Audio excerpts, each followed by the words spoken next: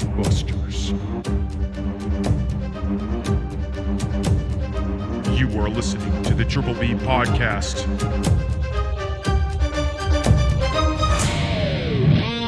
Let's fucking go. Welcome back to another episode of the Triple B Podcast, Bourbon Bells and Blockbusters. I'm Ryan. And I'm Tim. And we are here. We're talking about wrestling. We're talking about movies and shows and all them things. And we're doing it over a nice glass of bourbon. Ooh. You ready for this, Timmy? I'm ready for this. I've been ready all week. You know what else we're also doing? We're celebrating our 66th episode, Tim. Yes, we are. And we're doing it in style. We haven't done this before. No, we have not. But we celebrating with some Route 66 pizza out of Ording, Washington. And it's delicious. It is. It's fantastic. Delightful. Route 66 down on 162 in Ording. It's right there on the main drag, and it's fantastic pizza. If you're ever in the Ording and you're passing through, stop and get yourself some. It's delicious. I'll second it. It's my first time having it, and it is delightful. It's good. Now, I haven't had it in a little while, and they're still doing it real well. So I'm happy with it. And I love me a good pizza. Hells to the yes. Woo. But you can't have pizza without something to drink. Let's get drinking. So this was my cash in, and I'm fairly excited about this one because it's something I've never heard of before. I like that. So like something new. What we have here is Heaven Hill Bottled in Bond. Now, what it says on the old back here, it says, the Kentucky bourbon pays tribute to the earliest days of the distillery's history when in 1939 it released Heaven Hill Bottled in Bond. The namesake brand quickly became the #1 selling bourbon whiskey in the state of Kentucky. Still today, the craftsmanship poured into this bottle by the same founding family meets apparently getting to that age, has exacting standards, first set forth in the I can't talk today, apparently. The Bottled in Bond Act of 1897. This historic offering reflects on the company founders' firm belief it takes patience and perseverance to make something of great quality. Sounds delightful. All those things sound nice. It just sounds great. That all to me. sounds like things that you would want in anything, really. You Honestly. know, long-standing traditions. I feel like that's usually how you end up with great quality products. Yeah. Right? And it sounds like I need a drink. Right? That's how I feel, I think too. that's how I feel. I think that's what we're getting at here. I'm going to give her a little Snifsky. Here we go. Oh, yes, it do. She looks like bourbon. It better taste like bourbon. Hope so. I'll be fairly disappointed if it doesn't. All right, episode 66. Some Cheers, pizza brother. and bourbon on the episode. Cheers. Cheers.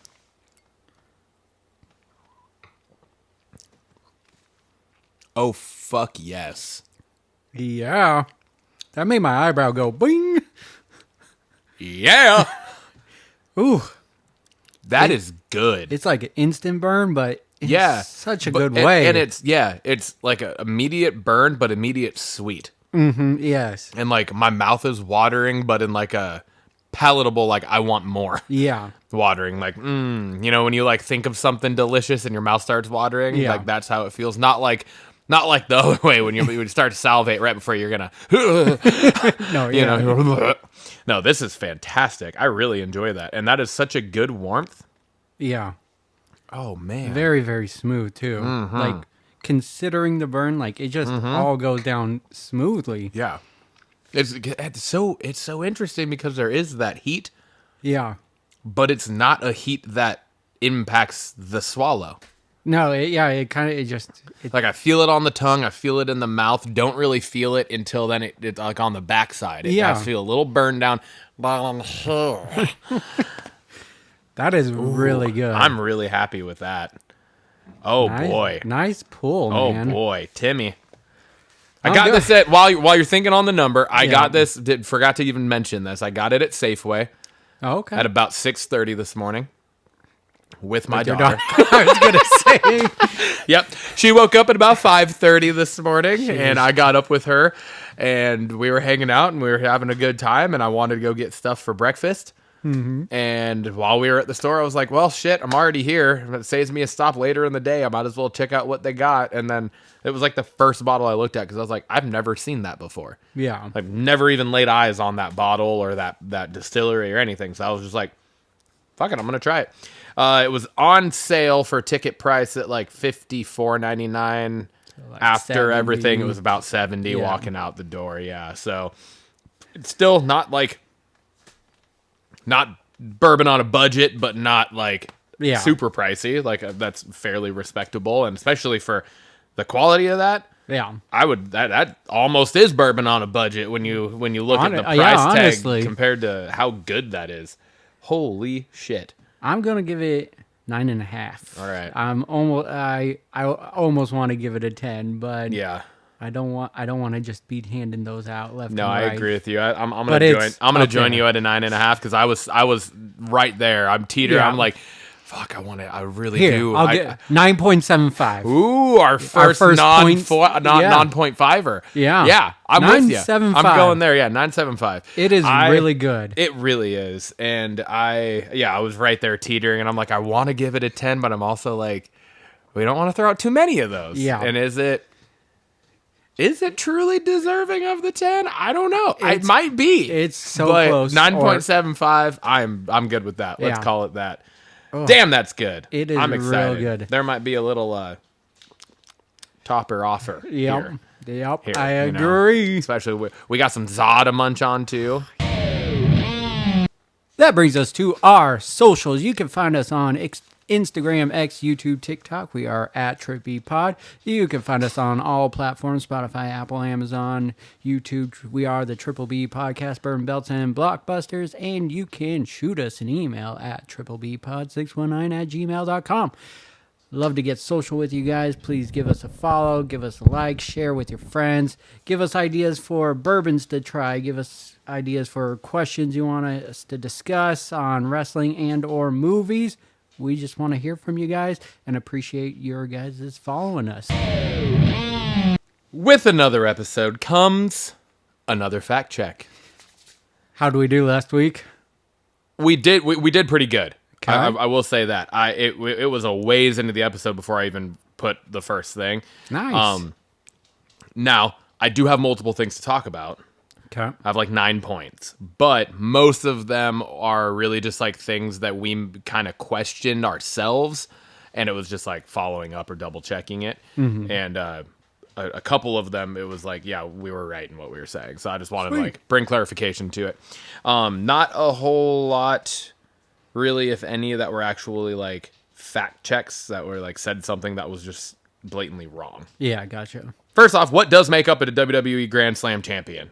Okay. Right, because we had that conversation and I wasn't sure, and you like gave what like, your thoughts on it, and you were pretty certain, but it was still just kind of like, yeah. Does it incorporate both world titles, both mid-card titles, and tag and all that? Because there are the WWE Championship and the World Heavyweight Championship. There are the two different tag titles, but they have all been unified at certain points. And yeah. all that. So what does make up it? What it is made up of is a wrestler needs to hold one of the major world titles. So you were correct there. Okay. The Intercontinental and the U.S. and any of the tag titles. So it is just essentially 4 title reigns and you can become a Grand Slam champion. Perfect. All right.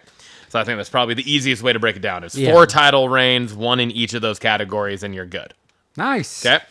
So yeah, you were totally right there. I just wanted to actually like full blown be like, what actually is it, in case we were wrong. And you weren't. Sammy would be a Grand Slam champion if he gets the world heavyweight. Yeah, he will be the Grand Slam for sure. I had mentioned that I had just recently learned that Jesse Plemons and Kirsten Dunst were married. Yeah. And you were like, what? You were like, I didn't know that either. Yeah, so I was just curious, because then I said I was like, I think they have like 2 or 3 kids together too, so I just wanted to get that all clarified as well. Yes, they are married. They have been married since 2022, but they've been together since 2016. Wow. Yeah, so they started dating 2016. They got engaged in 2018. Had their first kid in 2018 too. Had their second kid in 2021, I believe is what I read, and then they got married 22. Nice. So they have 2 kids. Been married since 2022. Nice. We had been talking about Smartless and how we 2 weeks ago now we talked about Black Rabbit with Jason Bateman. Then last week we talked about Is This Thing On with Will Arnett. And then it was like, Sean P. Hayes, where are you at? And I had mentioned, we'd have to go to London to check out the play he's in. Yeah. Which first off would be a dope-ass trip, but probably not in the budget. And then I was like, I was like, what's the name of it? And I was like, I couldn't remember. And then I said Goodnight Oscar. And I was like, wait, I thought that was what it was. I was right. It is Goodnight Oscar. Okay. It's the play that they're currently performing, doing it, I'm sure multiple nights a week in London right now. So, next thing was, I was wrong in initially saying it, but then I corrected myself, but then I just didn't know. And you didn't say it either, so I assume neither of us could either remember or didn't know who actually directed Silver Linings Playbook. Because at first I said Bradley Cooper, but then I quickly corrected myself because I was like, I don't think he actually directed that one. And he did not. It was directed and written by David O. Russell. Oh, okay. The budget for Motor City, I had said just kind of real quick, I was like, off like a $30 million budget or whatever. And I was right. It was a $30 million budget. And then also in Talking Motor City, I had kind of compared it to just like the lack of dialogue in A Quiet Place. Yeah. And then we'd kind of then branched out and talked about how we had focused on Locked and stuff like that, right? Yeah. And so I was just curious about in comparison, how many lines of dialogue are there in A Quiet Place? Oh, okay. And there are moderately disputing claims to this, depending on what you consider dialogue. All in all, I was consistently seeing that there are about 25 lines of dialogue in A Quiet Place. Were they counting sign language as dialogue? That's where it got a little weird, is because there was a lot of sign language because one of the children is deaf, right? Yeah. And so, yes, that is technically talking, but so voiced dialogue is what I ended up really kind of keying in on. And that's what I would... Yeah, voiced dialogue was about 25 lines. If you add in the sign language, then it gets up to 90. Yeah.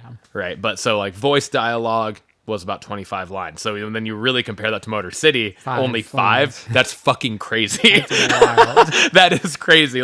I didn't think about how impactful just 5 lines of dialogue is until I thought of A Quiet Place, and then I read this and I was like, holy shit. Yeah. Only 5 is insane. So to make a full feature film off of only 5. I'm so intrigued by it. I know, me too. I will 100% be seeing this. Yeah. Yeah, this, whenever it comes out, however it comes out, it might end up being one that we do for one of the special segments even, because, it might just be worth that, so. Yeah. Next up, we were talking about, actually, both these last two have to do with the same talking points that we covered, but we talked about the season 3 and season 4 of Monster, and how Charlie Hunnam is in both of them, and roles. So talking about season 4, how he has been casted as Andrew Borden, who is the father of I couldn't remember, I said Lisa Borden, it's Lizzie Borden. Close. But I just kind of wanted to give a little backstory as to what that story even is about, right? So what is that Borden story? So Lizzie Borden was an American woman who was tried and acquitted of the August 4th, 1892 axe murders of her father and stepmother in Fall River, Massachusetts. No one else was charged in the murders, and despite ostracism from other residents, she spent the remainder of her life in Fall River. She died of pneumonia at age 66.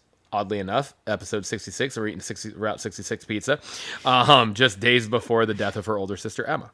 So I just want to throw a little bit of background in there, and I found that, and I was like, all right, cool. So that's what that is. So he's going from season 3 playing the monster to season 4 being the victim of monster. Yeah. Who knows who it actually was. Yeah.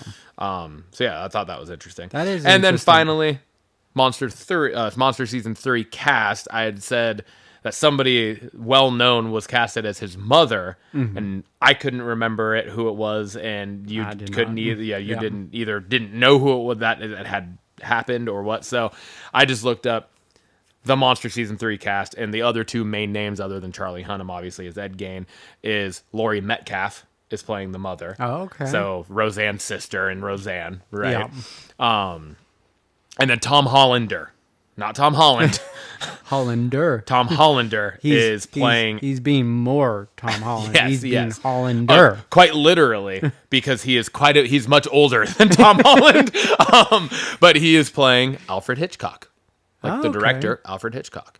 Oh, that ties in Yeah. well with what we were talking And about. there's another gal who's playing Alfred Hitchcock's wife, but I didn't know the name, so I just left Yeah. it off. But yeah, Nice. that was on here too. And that's all I got. That's what I got for the fact check.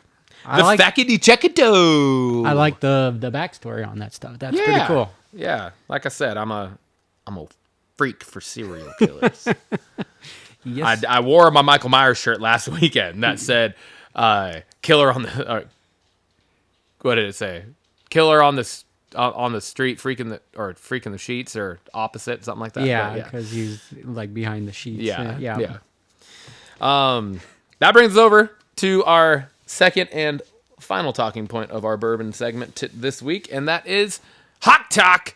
Yeah, Bro, man. Sif, we are T minus however many hours. It's what time is it right now? We got 6:19, so 6 to 6 is 12 to 12 is 18 plus 1, 19 hours. A little under 19 hours, right? Did I just do my maths right? I think so. 6 to 6 would be 12 hours plus Yeah. 6 to get to noon would be 18 plus 1 to get to 1. Yep. Right? That's So right. we're T minus 19 hours because it is officially under 19 hours. So to kick off a week 1 against the 49ers at home at Lumen Field, hopefully we got a packed crowd and they're going to be raucous, and hopefully we don't let too many 40 whiners into that fucking building. We're 9-1 in home openers. When we're at home. Shit, So, I didn't know that. Like week 1 openers at Yeah, home, yeah, 9-1. yeah, Okay. yeah. Not just like the first home game of the year. No, just okay, like actual week week 1 one home openers at home. openers. Okay, cool. Shit, I like that. I didn't know that stat. That's fun for me. That's a pretty cool stat. Yeah, It's above man. the Eagles, who are at 8-2, I believe. Okay. They said. So are we? Is that like the top in the league then? We're the top in We're, the we're the league, number yeah. 1 for home openers. Fuck yeah, let's keep that streak alive. keep Let's get to 10-1. I don't know, man. Injury report came out yesterday. I haven't checked it for today. I didn't see anything. Yeah, I didn't see it for today. today because I'm sure today was more of a walkthrough type thing than an actual practice, being the day before a game. But yesterday came out and all around pretty fucking clean, right? There were only 3 people who have been ruled out. Derek And that was it. Yeah, Young. Derek Young with a hamstring, Cena, which was obvious. Like that one was like a no-brainer. Yeah. He wasn't playing this week anyways. He just came off the PUP list like a week and a half ago. Yeah. Right. So we knew he wasn't playing. And then Bobo still working his way out of concussion protocol from that collision that he had with our other guy. Yeah. In the 3rd game of the preseason. So unfortunately, down 2 of our wide receivers going into this. But the very positive is the fact that Torrey Horton is like full participant in practice for the last couple days, and he seems ready to roll. Tyrese Knight is like been a full participant. He's good to go. We're not really injured anywhere else. Yeah. Right? Like Anthony Bradford popped up, I think, Thursday on the injury report.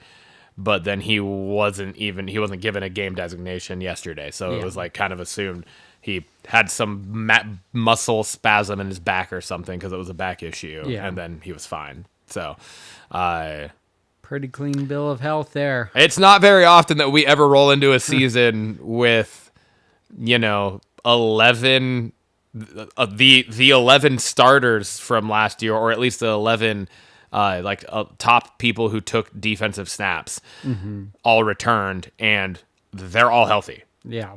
right? So like that's all of them, which is really crazy to think because that's not counting Chenna, Yeah. Because he was not in the top 11 of snaps on defense last year with the time he missed too. Yeah. And we added DeMarcus Lawrence. Bruh. I'm excited When Chenna for comes that. back, our rotation at edge is going to be insane. Like, there will be no lulls in games. No. It's going to just be like, hey, you're in for 3 plays, go wreak havoc. Okay, you're off to catch a break. Now you're in for 3 plays, go wreak havoc. Yeah. It's going to be a hell of a fucking carousel, dude. Oh yeah, it's gonna be fun. I'm super excited. No one, like, very few beat writers, fucking national pundits, anybody are giving us the time of fucking day.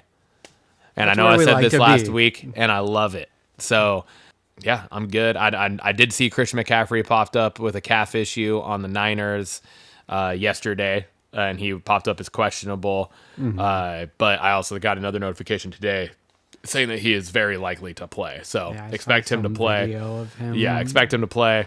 I figured he was going to play anyways.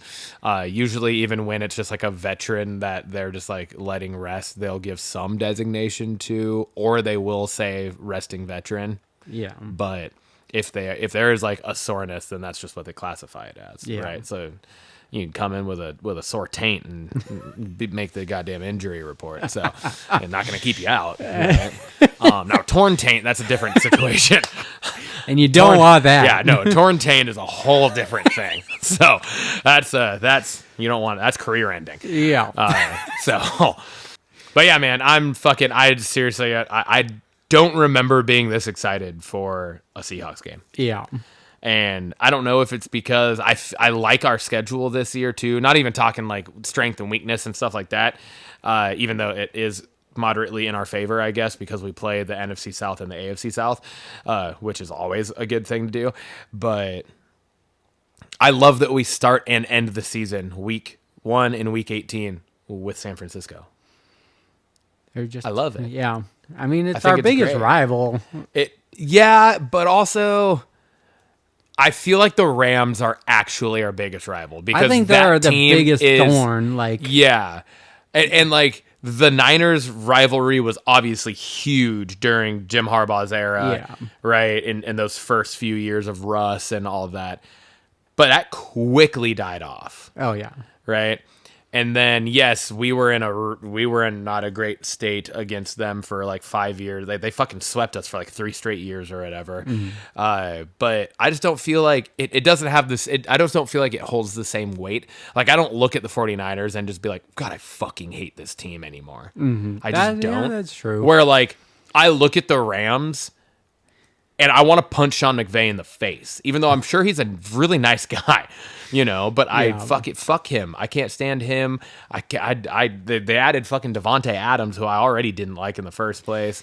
Most of their defense are always douche waffles, and then there's Matt Stafford, who I do love. Yeah, Matt Stafford. he's a good dude. I will never root against Matt Stafford. I never want anything bad to happen to him because I really loved his time with the Lions. So Yeah. and he's just a good dude, but. Still, I'm fucking stoked for this, man.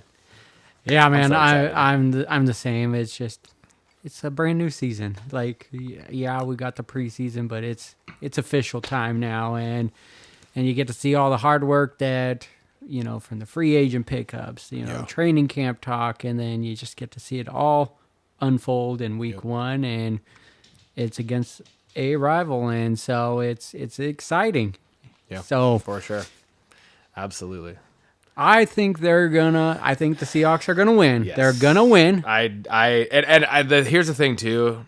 Obviously, I agree with you.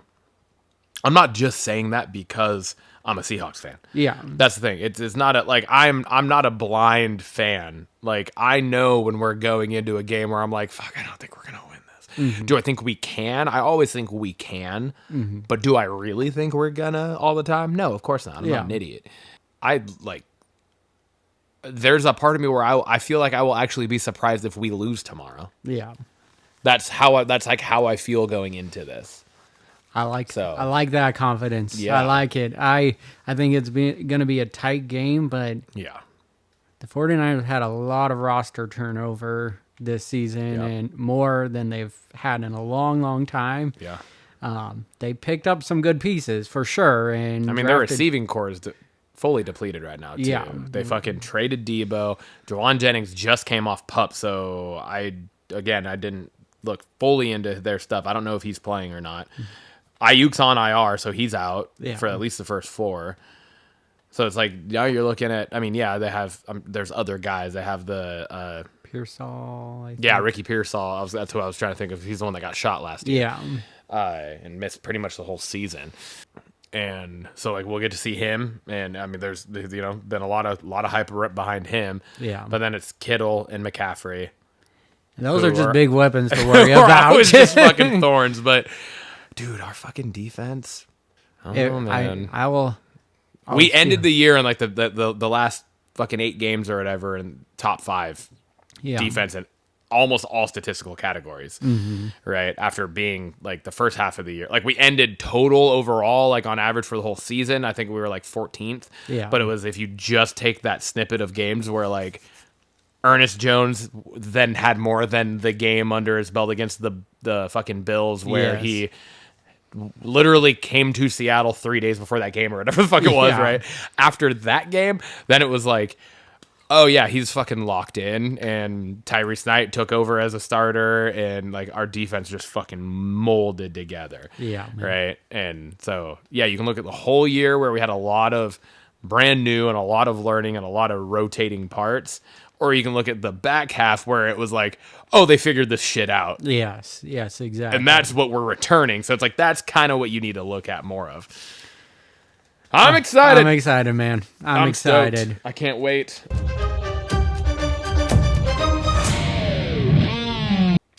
Well, you already know that's bringing us over to Belts. Let's go. My boy Timmy, what you want to talk about? I'm going to talk about Monday Night Raw. Yeah, you are. And my first talking point is Finn Balor versus Dragon Lee. That match was killer. That match was so good. Finn is on a great run right now. Like, he's always been a great wrestler. Mm-hmm. But he's just been on a roll as of late, and it was such a good match. I'm glad he won. Dragon Lee and him have had some good matches before. That Hurricanrana that Dragon Lee hit JD McDonough to the outside was so clean. Fucking so impressive. It was wild. It was such a. I had to I rewound it a few times. I rewatched it a couple times too because it was just like, what? He just like no effort, just fucking glides through the air, glides over the top rope, hooks the legs perfectly, and it was off the apron, which was so because we've been seeing it a lot recently, like off the apron, and it's never clean. This one was just crisp. This was like, and that is a big, large kudos to JD also, who again comes back into the fold here of just being like, he might be the number one seller in the WWE, dude. Yeah. It's so impressive. Yeah. That said, Dragon Lee needs to get out of the Judgment Day vortex. Since he came up from NXT, I looked this up. Fun fact, 18 matches since the beginning of 2024 until now has been against someone in Judgment Day. Judgment Day. Out of how many matches? Did you look that up? If not, don't worry about it. I looked up how many matches it was from September of last year, 2024 to now. He's had 39 matches, including like AAA main event. And so if I take those out, this will sound a little more in my favor of how many, but it was out of 39 matches, 18 with Judgment Day. That's insane. And then So when did he debut on the main roster? Early 2024. It was like February 2024. So that's what you looked up. The 39 is from when he debuted, right? No, 39 was exactly September to September. September. So he's had 39 matches since September. Yeah. And a lot of those matches, those 39. That's what I would then say, like, those 39. He had. What are the ones that are just the televised matches against Judgment Day? Yeah. Or like not just, sorry. All the Judgment Day ones that I looked up were televised. Yeah, sorry. And I didn't say that right. I meant, like, of those, which ones weren't AAA, which ones weren't I would say there was like 5 to 8 that were main event, Speed, and AAA. So Okay, so I mean, you're looking at over half of his WWE main show against live Judgment Day TV performances are against Judgment Day. and then you add in That's kind of crazy. I didn't even fucking think about that, but it makes so much sense. He's been so tied to them for some reason, and there's been like no storyline revolving around him being tied to them so much. There was a little like when Judgment Day had the tag titles the first round. Mm-hmm. There was LWO, and that's where a lot of these matches came from. Was when that first run. And then I was just looking up who else has he been tied to. You add in 12 more American matches Made. with American Made. so 30. it's insane. So that's almost his entire. Yeah. And then That's almost his entire main roster. and then the remainder career. pretty much ties in New Day into that. There's a few loose matches in there. But So it's 3 factions. 3 factions. Yeah. His entire main roster career is against 3 factions. Yeah. It's against 6 people. But I was just like, I was thinking back, and I'm like, man, all I can think of is he's been feuding with Dominic, a main big portion of that, because it was because Dominic had the NXT North American title. Yeah. They were feuding back and forth on that, and then he came up to the main roster, and then just continued that feud with Judgment Day, and here we are.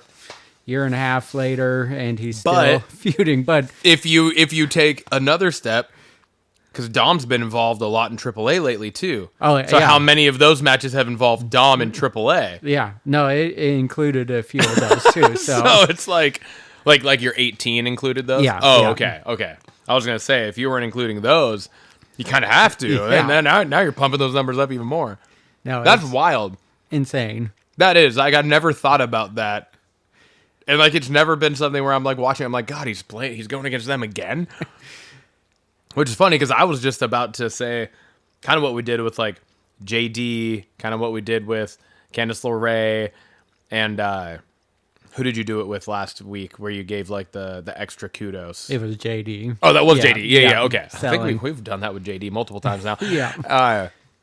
I was gonna do that with Dragon Lee because every time that motherfucker's in the ring, he puts on such a good match He's with so no good. matter who it's against, Yeah, right? agreed. So yeah, that's that. But that's fucking crazy that it's been against Judgment Day this Pretty- whole fucking time. Judgment Day and American Made. Let's see like fucking Dragon Lee against Penta. Yeah, That would be an amazing match. And if you count the new El Grande Americano, not what we presume Which is Chad one? Gable. Which one? Ludwig one. If you include him in American Made, it pumps those numbers even more. So it's just insane. That is true. But yeah, Speaking of which, this is totally off topic. Well, kind of because you just brought it up. But what happened with the other 2 fucking El Grande Americanos? Where the fuck have they been?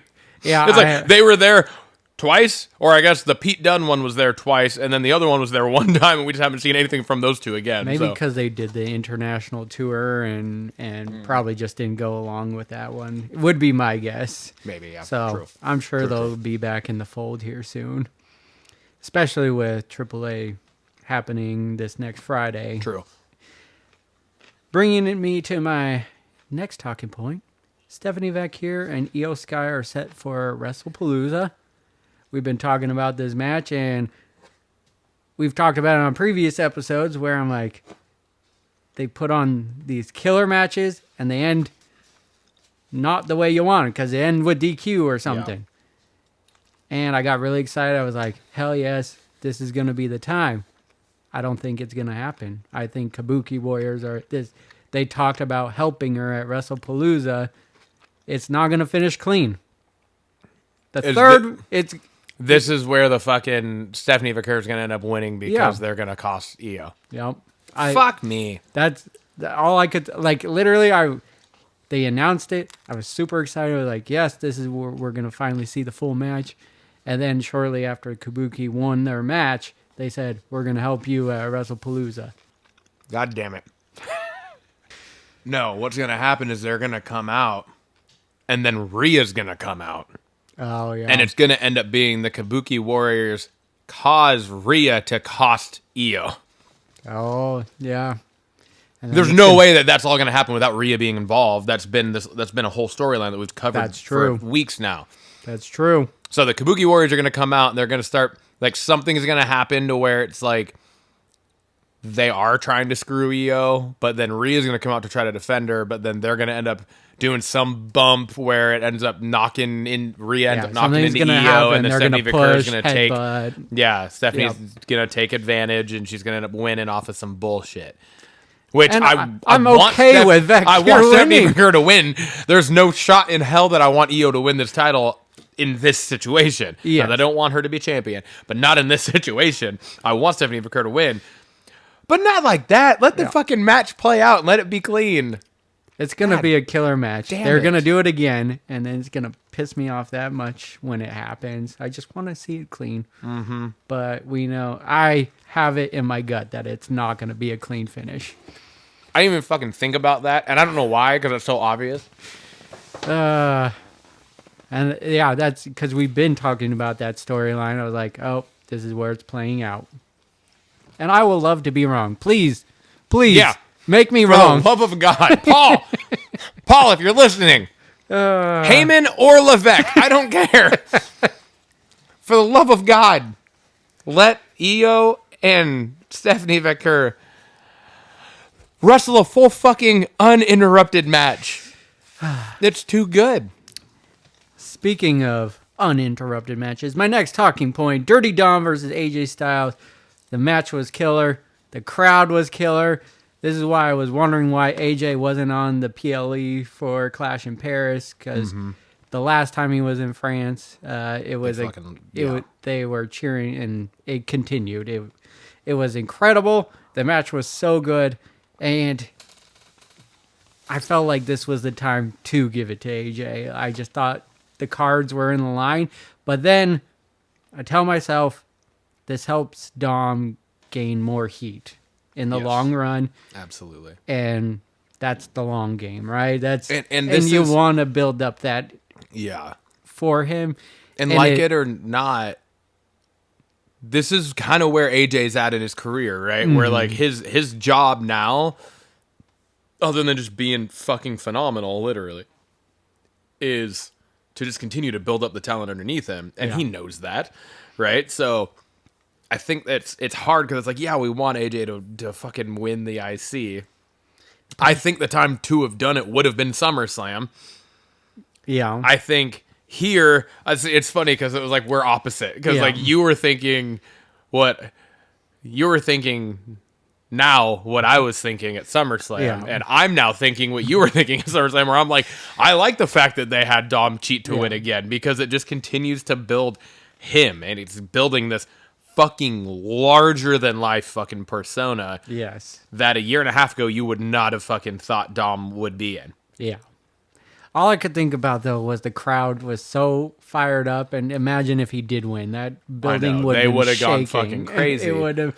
But they went just as crazy in the opposite way because 100%. Dom won. 100%. You know what I mean? And that's So- why I said it, is Yeah. because it does help Dom in the long run. Absolutely.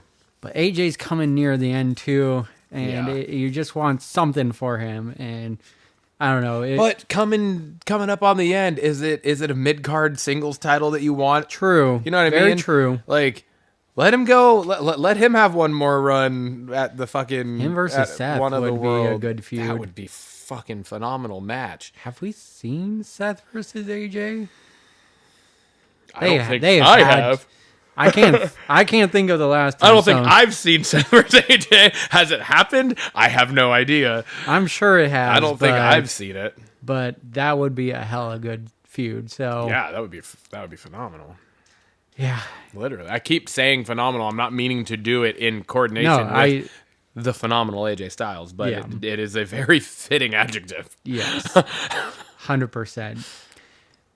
That brings me to my last talking point on Raw. The Seth Becky Punk angle is great. The Punk coming out and then Seth's music hitting, only to have Becky come out, was just, it was so good. It was perfect timing. It feeds into just Seth's character so well. And it's like, I don't know how to say it, but just this feud of Punk and Seth has just had embers going. It's not like a full yes, it's hit some high levels, but it's just been cooking since he returned at Survivor Series. And Seth lost his shit in the cage. Yeah. Yeah. And it's just been slowly building up, and it's not ending anytime soon. Yeah. How many times can you say a feud can just brew like that and keep you entertained? Not very many times. Yeah. But Becky's promo in this situation was so good. Like, we've been saying that over and over and over again. But she can go with women. She could go against the power regime. She could go against anyone and hold her own on the mic and look like the big bad. She is legitimately, and I mean this, I think she is unmatched as a heel right now. Oh, yeah. There is nobody that is even remotely close to her level as being a heel. Yeah. Like, her hot husband doesn't touch it. And he's fucking good. Yeah. So that's like, that is saying something for her. Like, that is in no way, shape, or form disrespect to Seth Rollins and the Vision, because he's phenomenal and they're so good. She is absolutely jaw-droppingly great. She's just on another level right now. And ESPN says so. this is it's not just me saying that. Sports Illustrated says that. And that's one of the things I fucking love that. I do too. Every single time she's on the mic, she says that. It's fucking amazing. Yeah. It's so good. Is that your last talking point? Yeah, this is my last talking point, and just wanted to say how strong that segment really was. It was just so good. And so, like, you get the great promo by Becky, you get Seth or Punk's rebuttal, then Seth comes out kind of like drawing Punk, and then it turned into a slap fest and motorboating situation going. Motorboat son of a bitch, you old sailor. But it was just so good. Yeah. Great TV right there, and I loved it. I'm going to jump forward in my own talking points for SmackDown and just piggyback slightly off of that. Let's do it. Just a fraction, and then I'm gonna wrap fully back around. Come full circle on. Yeah. Come on back. No, come full circle back on it. Sorry. He's gonna bukkake it here. Confused. One of my talking points, legit, is what I have written down verbatim, is the heat Becky has is some of the most we've seen from a heel in a long time. Yeah. Said it's too good. It is right. Like, the heat that she has from the crowd is right up there with the boo of Dominic Mysterio. Oh, yeah. Like, they're not booing her to silence. No. Like they did Dom, but that was like the thing with Dom, right? Yeah. But she is so fucking hot right now as a heel. It's crazy. Yeah. And yeah, so just to continue with that, it's I mean, I wanted to point that out because then her coming out on SmackDown last night and once again doing the whole fucking spiel. And I think it was it on Raw? Yeah, I think it was on Raw when people were chanting AJ Lee, and she's like, you're chanting someone's name who doesn't even work here. Oh, no, that was last night. That was last night. No, I think that was on Raw. Okay. Like, that specific thing, I think, was on Raw. But then, yes, they were chanting it again last night. And I don't think she reacted the same way last night, though. That's where right. I think the one that I'm referring to was on Raw. But then, yes, a very similar thing did happen last night. Oh, okay, yeah. But still, it was, I don't know, man. It's other fucking level. It is top of not her game, but the game. Yeah. It is absolute pinnacle of fucking sports entertainment and wrestling and promo giving and just everything. She is fucking peak right now. That's what, like, she's the Intercontinental title, and it feels like it's the best women's title right now. Like, I mean, it feels like, but No. It feels like you're it's right. above. No, know? you're 100% right. And the women's IC feels like it is the absolute number one. It is the gold standard title of the women's division right now. And it's because of how good Becky Lynch is. Yeah. And what makes this exciting is, like, there's going to be a storyline eventually where you get to see the big bad heel lose and it's going to feel good. And that's what Becky brings to this. Is like that's hopefully not for a long time. I want her to have this lengthy heel run and keep it going. But then you're going to get that feel good. Someone's going to dethrone this big bad heel. And those are always fun too. So it's just all good for wrestling. So that was jumping forward in my talking points. And it was just, that was I what you see ended the with. So tie. I was like, I'm going to piggyback right into it. So I'm going to go back a little bit. The entire, what seemed to be over an hour-long opening of SmackDown was nothing short of absolutely wonderful. It was so good. It was. Cena coming out, just fucking hot as all hell. Crowd's fucking hyped. He comes out classic, vintage John. And he straight up was just like, that's the last time he's going to be in Chicago. And he didn't plan anything. And he just went off. And you could tell he was just off the cuff there. Like he was just going. And it was emotional, and you could tell he got emotional, and just everything. It was just because the Chicago crowd has historically just hated that man. Yes, and so to hear them just, I know, thank you, like everything they said for him. I was and like, I love that he pointed that out, and he was like, "Thank you, Cena is not something I'm used to hearing you. F you, Cena, you fill in the blanks." You know, like that whole just everything he did, the whole promo, everything was fantastic. It's this part of this run right now that almost does feel like there should be some regret about the heel turn. Mm-hmm. To a point. Because, like, when it happened, we were fucking hyped. We were like, oh my fucking God. But then it just derailed so quickly that it was just so like, quick. Fuck, man. We should have just been doing this every fucking week. Because those for days the entire shrink so year, quick. Man. And given, because then it's like you think of like what he's doing now in all of these final fucking 10 or 11, whatever, however many fucking appearances he has left. It's not very many. I think it's less 8. than 10 maybe now. I think it's 8 now.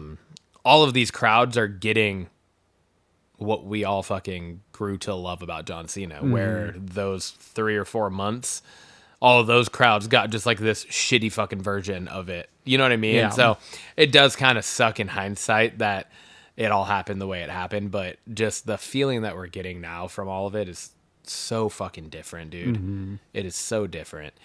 And he's just so fucking good on the mic, man. It's like never been done before, where we just know the date that we're just not going to see somebody again.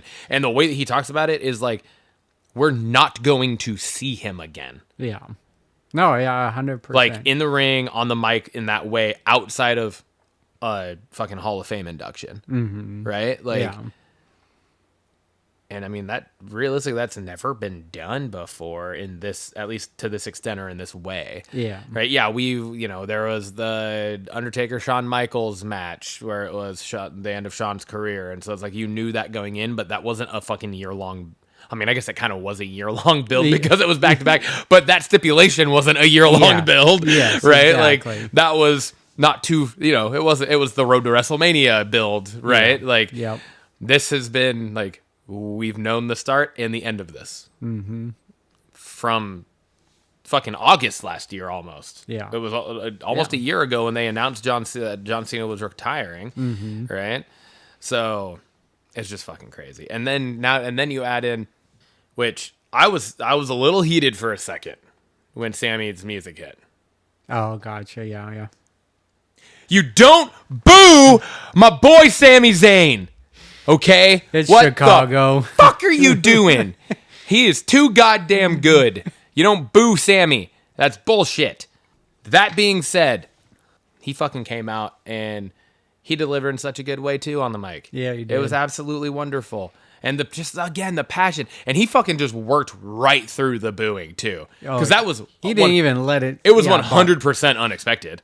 I didn't like see absolutely that 100% unexpected. It was like just because he came out and he didn't even interrupt Cena either. Cena was like on his way leaving, and then Sammy's music hit. So it wasn't like he was in the middle of giving this fucking dope promo and then Sammy interrupted him. He respectfully waited until he was done to then come out and be like, "Oh, I don't want you to leave yet." Yeah. And he was just fucking getting fucking, like, very loudly booed. It was kind of crazy. And, like, to the point where Cena acknowledged it, right? Yeah. And I was just like, what is going on? I was like, why the fuck are we booing Sami Zayn? We just went crazy for him last week because he just won the U.S. He's finally holding gold again. It's been over a year. Yeah. And now they're just fucking going crazy against him. I was like, what the fuck?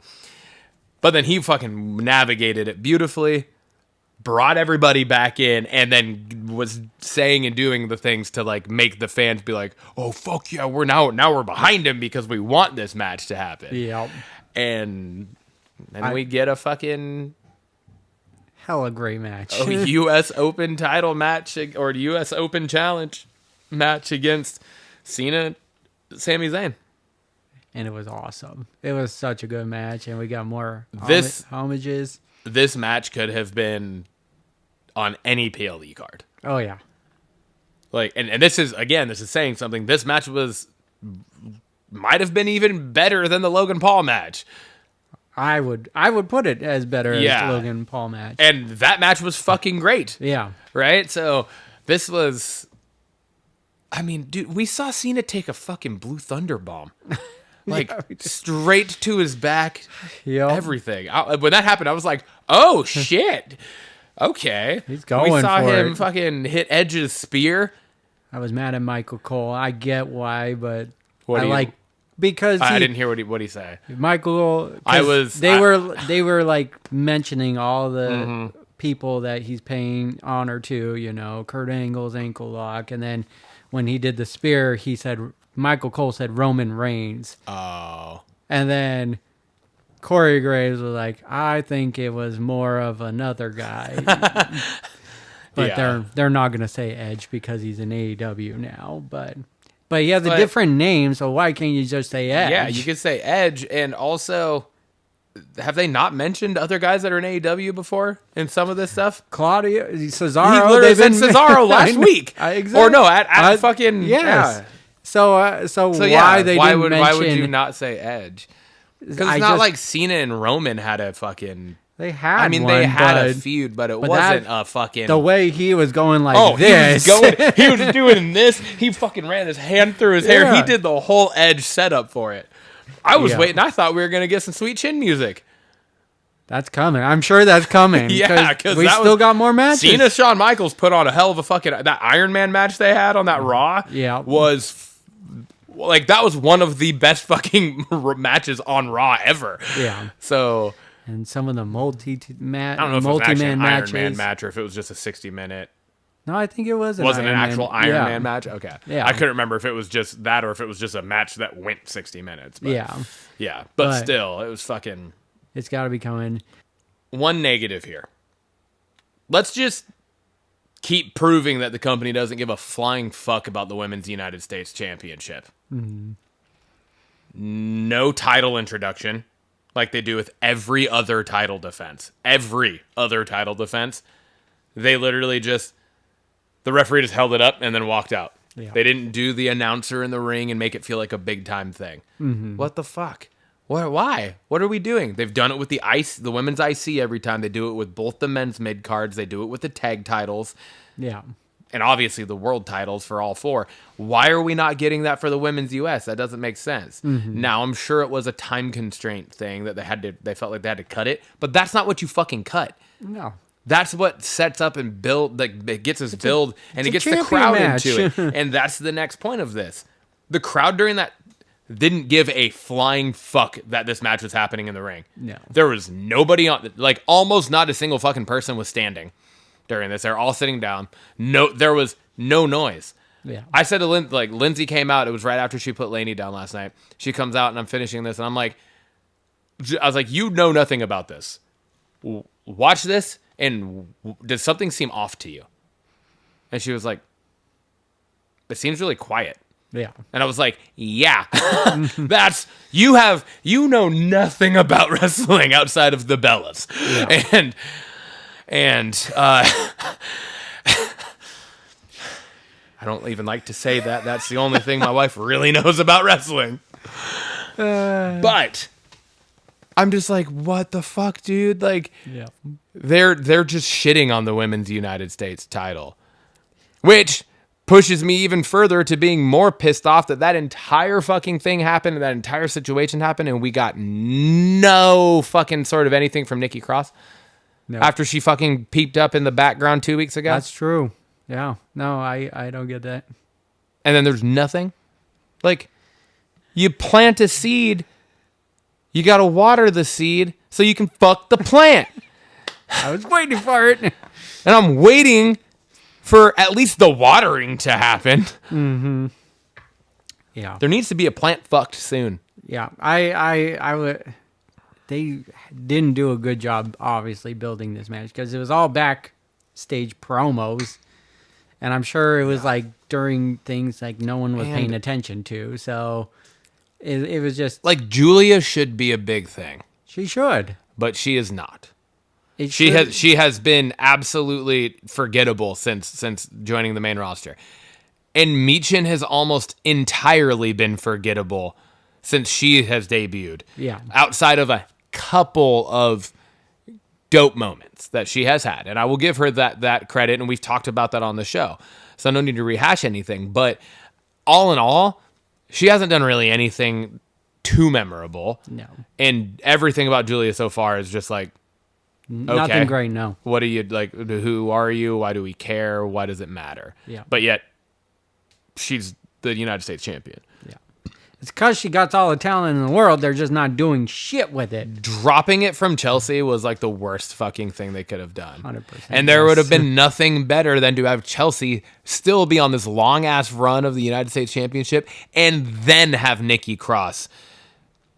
Because going off of what I said last week, Nikki Cross to Tiffany Stratton, I think in hindsight, the only way that whole storyline situation that I kind of laid out there could have been better would have been against Chelsea. Yeah. Because she would be the absolute perfect to fucking character with her and the Secret Service and everything. Mind games with to her. have them just like stalking them and just fucking everything up for them. It would have been fucking perfect. Yeah. So, pretty disappointed in it. Do you have anything you want to add to that or no? No, I agree with you. I just it sucks for Julia because she is so good. Yeah. It just the way they brought her up into teaming with someone on Raw and then quickly moving her, it didn't work out for her. And and then the whole Kiana James side of this, I don't get that either. It's just annoying, out of the it's blue. weird. And so yeah, no, if there wasn't so few matches last night, I would almost forget that match happened last night. Yeah, but it was one of like three matches. matches. So it was literally like, Sami, Cena, them, and then Priest and Aleister Black. Yeah. Those were the only matches last night. And I was just like, it was that forgettable, which is unfortunate. So, yeah. My final talking point. Aleister Black and... I'm just joking. All I wrote literally was, it happened with like 9 exclamation points, Tim. She's back. AJ Lee has returned after 10 years. 10 fucking years. It was great because I was folding towels watching it, and I was just like, is it actually gonna happen? And you know, like they kept alluding to things and everything. And I'm like, is it actually gonna fucking happen? And I was waiting because even all the way up to Punk saying, luckily, I have someone who will, because, you know, he did. I would never put my hands on a woman. Yeah. Luckily, I have someone who will. And even up to that point, I was like, is it actually going to be AJ Lee's music that hits, or is it going to be somebody else and we're all going to be fucking pissed off? I kept thinking Rhea Ripley. I know, just because he mentioned it last night. Yeah. Said, you don't think I can ring in a favor to Rhea Ripley just to kind of get under Becky's skin again? Yeah. But I was just like, is it actually? And then her music hit, and I just straight up was like, let's fucking go. And Lindsay was like, hey, our daughter's sleeping. Like, my bad. I'm so excited. And then she's like kind of coming in and out because we were, you know, kind of doing some chores and stuff. And she's kind of coming in and out. And she's just like, did she like retire or something or what? I was like, I mean, she didn't retire, but she kind of did, but didn't, you know, like she didn't officially retire, but she just left the company 10 years ago, and to my knowledge, hasn't really wrestled again. No. Like, I mean, unless she was like on indie circuits or anything like that doing stuff. But like, I don't even think to she my was. knowledge, yeah, like she hasn't wrestled since she left the WWE in fucking 2015. And And the that way was it all only ended was fucking crazy. what, 2 years after Punk? I want to say it was 1 year. Did he leave in afterwards. 14? We've had this fucking conversation Yeah. on here before. Yeah. But It was still, 14. 13, 14, whatever Yeah. the fuck it was not too long after Punk left. Yeah. And so I was just like, it's just fucking, it's great because like Seth and Becky are married. Like, it's not often that we get these actual fucking real life relationships in feuds together. Yeah. So it's fucking cool. Like, Yeah. I'm trying to think of the last time we had an actual in-life relationship versus an in-life relationship, not just Miz and Maurice versus Edge and Beth Phoenix. I believe is the last one. that's true. Yeah.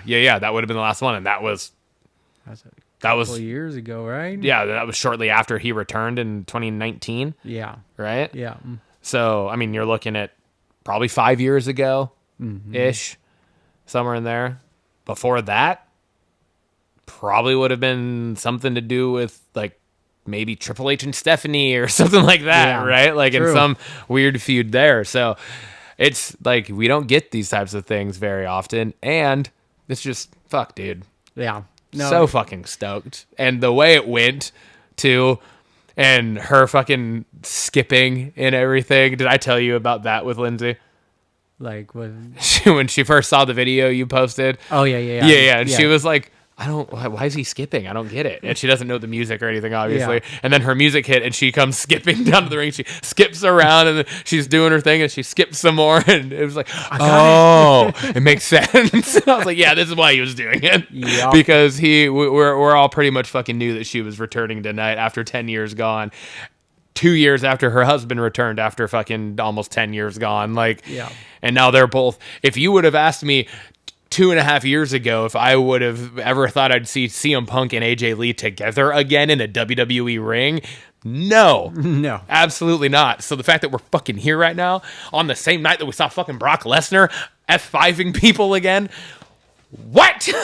What a is wild happening? night. What a wild night. You said it before we even started the show, and we were just bullshitting while we were getting set up. That was one of the best SmackDowns that we have had in a long fucking time. And then you said it best too is you don't need to pack a lot in to be a good show. You can get a lot from a very little. You can throw in banger matches. There's 2 great matches on this show. You had great segments. If you got the right stories going on, you can make it so good. So it was such a great night. The AJ Lee was just the topping of it all, and that's another thing too, is to just bring into perspective how important and how just awesome and long overdue and awaited this return for AJ Lee was. Completely made the fact that we did see Brock come back in F5 Sami Zayn and Cena twice almost forgettable. oh yeah. And again, that is nothing of disrespect towards Brock Lesnar. That is how fucking big of a moment this was that AJ Lee returned last night. Yeah. A couple things to build on that. Just circling back to the Brock Lesnar thing, I like how they booked that beginning because in all intents and purposes, you think Cena walk out the ring, Brock's music hits. Yeah. It was unexpected to have Sammy. Yep. And then you're like, maybe it happens post-match or Yeah. whatever. And you're like, meh. And then it happens. That was so cool. And I know, again, sorry to interrupt you, but it's something that we continue to talk about, and more often than not, we fucking bitch about it. It ended up being a fucking no contest match. Yeah. But that is how you book that. Yes. That right there is exactly how you book that. When you have this absolute fucking banger of a match. This match between, in all honesty, a match between these two guys that has no business being as good as it fucking was 10 years after they did it the first time. Yeah. Right? Like, this match fucking outdid the first fucking one, right? Like, Yeah. it was so good. And then you have it to the point now where it's like, well, are they gonna have Cena fucking lose here? Yeah, Because that wouldn't make any sense. Yeah. Because that would be completely devastating to just like everyone in that building who has hated him forever, who is just out of their minds cheering for him. It would harm Sammy at the same time. Yeah, it would harm Sammy to have him beat Cena, but then it would also absolutely destroy Sammy to have him drop the title 1 week later to Cena. And it wouldn't help Cena in any way, shape, or form to have him regain the U.S. title. Yeah. Right? Yeah. So it just made sense. Yeah. It was the perfect way to book a fucking interference, and not just an interference. It was a complete just come in and just absolutely demolish everything. Yeah. He fucked the ref up. Like that was a hard fucking bump. That was next in line for ref bumps that we've seen this year, next to fucking shoulder. Cena just absolutely fucking clobbering Charles Robinson. Yeah, thank you, Charles Robinson. That was still the most. I have never seen a ref fly like that before. So that was so cool. But he fucked that ref up and then gets in and just fucking destroys Sammy and then Cena twice. Like it was perfect. It was perfect. It really was. It was perfect. And then my last point to add, going back to AJ Lee, is I read that it's a multi-year full-time contract. So we're not getting her part-time, we're getting her full-time, which is sorely what the women's division needs, just to add someone like an AJ Lee back into it. And just with the division she grew up. You just made me so happy. I didn't know growing that. in the Divas division, it was not for her. This is for her. This is for her. And so yes. Reading that it's a full-time, I mean, I'm so pumped for that. So pumped. You just made me so fucking happy. I didn't know that. I just figured it was going to be like this, and then it was going to be like, okay, she's gone again. She's only 38. Yeah.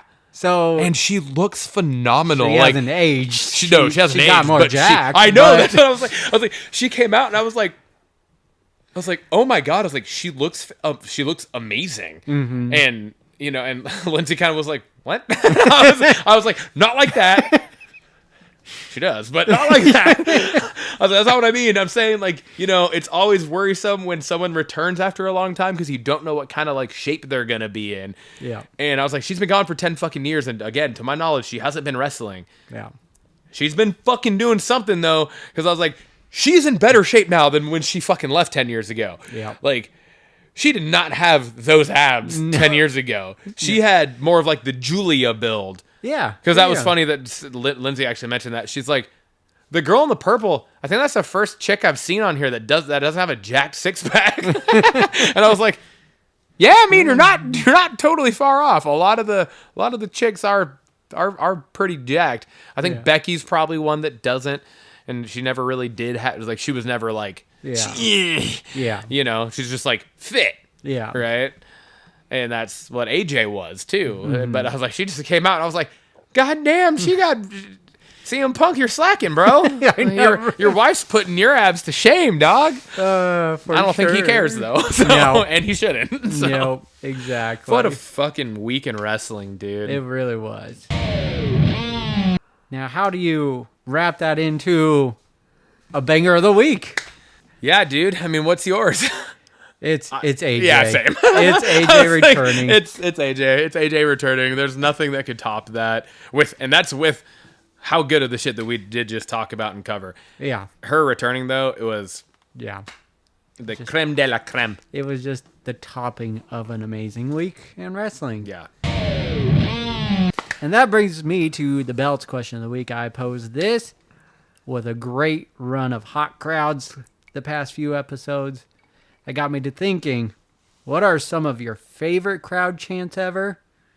Such as the "Let's go Cena, Cena sucks," or I know what you're doing. I know what you're saying. You get what I'm saying? Go no farther with your with your examples. So, what are some of your favorite crowd chants, and then what are some of your least favorite crowd chants?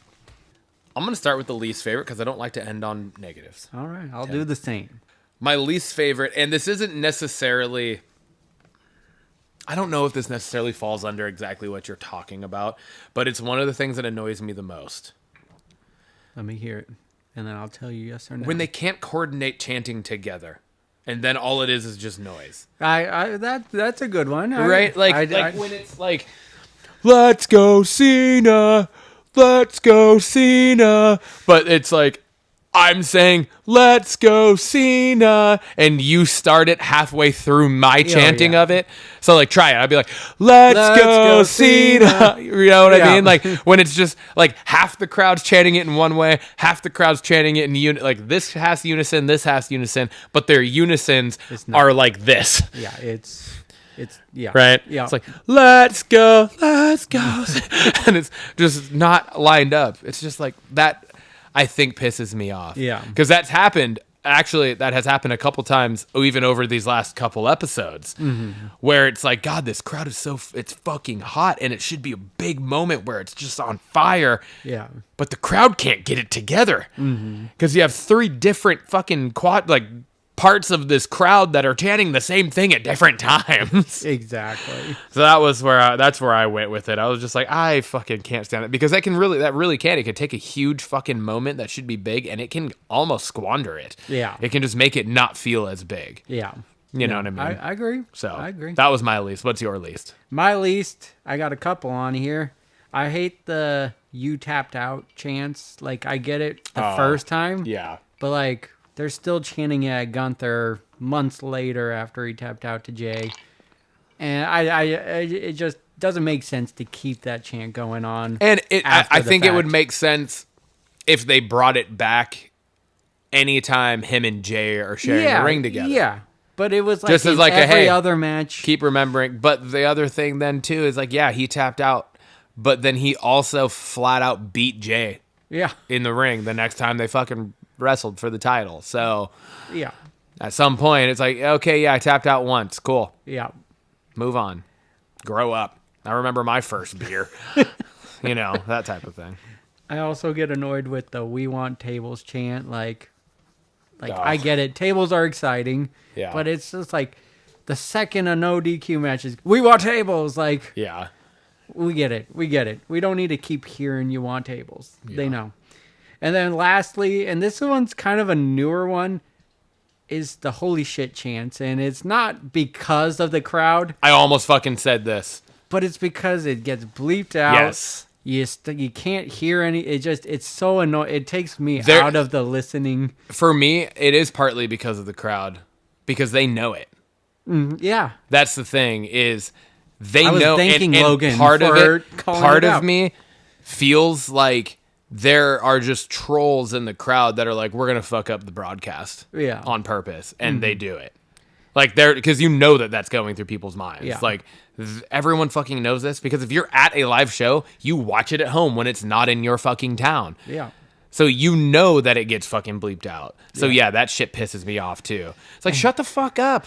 Yeah. Like, either that or WWE, you got to figure out something with these TV rights and stop fucking bleeping shit. Yeah. Nobody cares. Yeah. They show fucking live sex on TV half the time nowadays. Like, it doesn't matter. Yeah. Stop bleeping the word shit out. I will give NXT crowd some kudos, because this last episode, they started saying "holy hell," and it did not get beeped. And I was like, there you go. There's the answer. Yeah. You can say that's a big moment. Like, to me, how is shit worse than bitch? Exactly. Brock Lesnar straight to the camera said, "I'll see you at WrestlePalooza, bitch." Yep. It was No, that was 100%. I didn't even bring that up in talking points, but that was kind of an awkward moment of the backstage thing. It was kind of weird with Brock, but see you at WrestlePalooza, bitch. Yeah, but I was just like, what? It's just, as of late, it just gets on my nerves. Yeah, and same. And it Because they always do it. It's not even it's not even the holy shit. That's the thing. Is like what is it that they're chanting that's getting bleeped out? It's like, fuck you, Logan, stuff like that. That's getting bleeped out. That's because the holy shit chant is one thing, because that's in the middle of a match. Yeah. So if the commentary's getting cut out, I can live with that. Yeah. But when it's in the middle of a promo, That's the part that pisses me off. Yeah. That's the part that bothers me the most, is when it is in the middle of a promo and they're chanting "shut the fuck up" or whatever the hell else they'll chant that gets bleeped out. And it's like, we literally can't hear what the fuck's being said. Yeah. And the wrestlers are on a time frame here, so they're trying to do their job and just they power can't just through. pause Yeah, they can't and- just wait. Yeah. Because now you're fucking up everyone else's time, TV Yeah. time, right? So that is the thing where, and now I get that they can't just let "fuck you" go on live 100%, TV. but on Raw, you Yeah. should be able to. That shit's on Netflix. yeah. Like, that's not being fucking, that's not on cable anywhere. So on Raw, they should not be bleeping any of it. That I don't agree with. I think that's stupid. I agree. But anyways. All right, take me over to All your right. favorite. My favorite. I have two. The "You Suck" to Angle's music. Yeah, I love that one. Because I truly feel like that was one of the first times we got heat on a heel whilst singing their fucking theme song. Yeah, Right? I would agree 100%. Right? Yeah. Like, I don't remember it ever happening before that. No, and And- that inspired the John Cena sucks Yeah, and all yeah. that later on. So yeah, I agree. And so that one, I fucking love that. And his character at that time, Angle, to just like play into it and make it upset him so much and everything. He was too fucking good. It was so good. And then the other one is what I already brought up, is the Dirty Dom booze. Yeah. I think that is one of, I loved it. Yeah, And it still happens sometimes. It's not nearly as much. Yeah. But it was just too good when it was happening. And Yeah. like literally to the point where him and no one could talk. yeah, Like, that is when a crowd is that hot and that in sync, to be able to fully just drown stuff out in that way when it is like warranted and wanted. Yeah. Right? Is too fucking good. Yeah. So agreed. that was mine. What about you? I got quite a bit on here, but they're pretty quick. So he's got kids with Heath Slater. His whole thing was him trying to get on a roster, and he's like, "Please, you got to sign me. I got kids." And then the crowd would chant, "He's got kids. He's got yeah, kids." okay. I was like, I don't remember this. I remember that now. I And got you. then anytime Prince Albert was in the ring, A-Train, shave your back, was always a fun one. I forgot about that. Shave your back. Shave your back. That one, just no matter when the crowd, I would bust up laughing. And then we got MVP. They would call him Power Ranger and Power Ranger because of his outfit. Yeah, that makes sense. And then one of my favorite ones, it was just Continue. this Don't mind you me. distracted me over there. Don't mind me. Was for Bailey, and it mainly came from across the pond in the UK, but it's the "Hey Bailey, who, ha, I wanna know, will you be my girl?" And I love that chant. It gets the crowd going, and it's a lot of fun. So It gets the people going. I like that. thought the crowds are such a big part of the show. They are, absolutely. The last few For sure. weeks have been really. I mean, we just prevalent. talked about the lack of the crowd involvement in the women's US match last night, right? So It really it's makes huge. or breaks. yeah. It can make or break a match, depending. And that was like really saying something with last night's crowd, because they were fucking hot in the moments where it was warranted to be fucking Exactly. crazy, and they were into it. So it was like, that was really a telling thing about that match last night. Yeah. When it was literally just like crickets. Yeah. You could hear their hair hitting the mat. And that's bringing us on over to Blockbusters. I just wanted to see how long I'd go until you told me to shut up, but you didn't. So, Blockbusters. oh, here we go. Blockbusters. Blockbusters. I left you hanging there. Yeah, you did. Yeah, that's why I just kept That's why going. I kept going. I just didn't stop because you never started. So Then I wanted to switch it up a little bit. there you go. I'm good with it. We've talked about this a couple times. kind of indirectly, I guess we've talked about it. Indirectly. We talked about its prequel and the other 2 prequels before it. 28 years later, back again with the Bone Temple. The synopsis: 28 years later, the Bone Temple trailer picks up shortly where 28 years later left off, as Alfie Williams' Spike character is now forced to join the cult led by Sir Jimmy Crystal, played by Jack O'Connell. Tensions rise when this cult finds itself butting heads with Ralph Fiennes' character.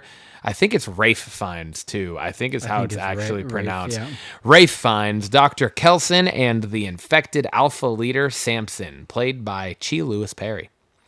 The cast of this is, as already mentioned, Rafe Fiennes, Alfie Williams, Jack O'Connell, and Chi Lewis Perry. The release date will be January 26, so this coming January, and it'll be out in the cinema. Ooh, the cinema. It's only a few months after 28 years later just released. I think I read that it's 28 weeks, 28 weeks later after the 28 years Is it later. for real? I believe that's what I read. They're releasing it 28 weeks after 28 Yeah. years later. Yeah. Fuck, it's hard to keep up with. But I thought that was a really cool. That is really ploy. fucking. That's a good Easter egg. I'll double check it again. Yeah, for that is a fact good check, Easter but egg. I like that. If that's true, I like it. This looks so much more fucking crazy and intense than 28 years later. Mm-hmm. Right? Like, yeah. Oh, the yeah. trailer for this. If the movie lives up to what the trailer is showing, this is going to. It's going to be. I don't know if because there's another one coming out after Bone Temple. Yeah. Too. Now I don't know if because this one they filmed like back to back. I don't know if the third one was also filmed too or not. Or I don't know if it's been even they want it to be a trilogy, but I don't know if the studios signed off on the third one yet. Okay, So gotcha. I think hopefully these two performing well will lead to a green light for that third. So if the green light does happen for the third, I'm curious if it's kind of like being set up almost like the most recent Halloween trilogy, where it was like the first one had some tenseness and some intensity to it, but it was more story building, right? Yeah.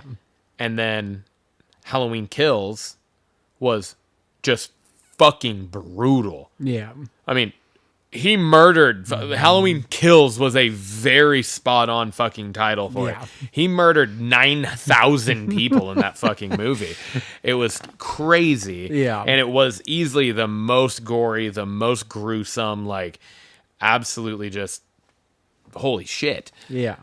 And that's what this trailer really feels like this is set up to be. It just feels like you're on the fucking just edge of your seat. Yeah. It's going to be filled with all sorts of just tension and anxiety riddled and everything. So, and then maybe the third one is a little bit of a pullback and then climax of storytelling. Yeah. Like Halloween Ends was. Yeah. Maybe.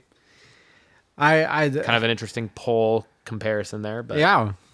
Hopefully the last one, doesn't hurt the fans' feelings because Ends definitely was very divisive. See, and I liked it.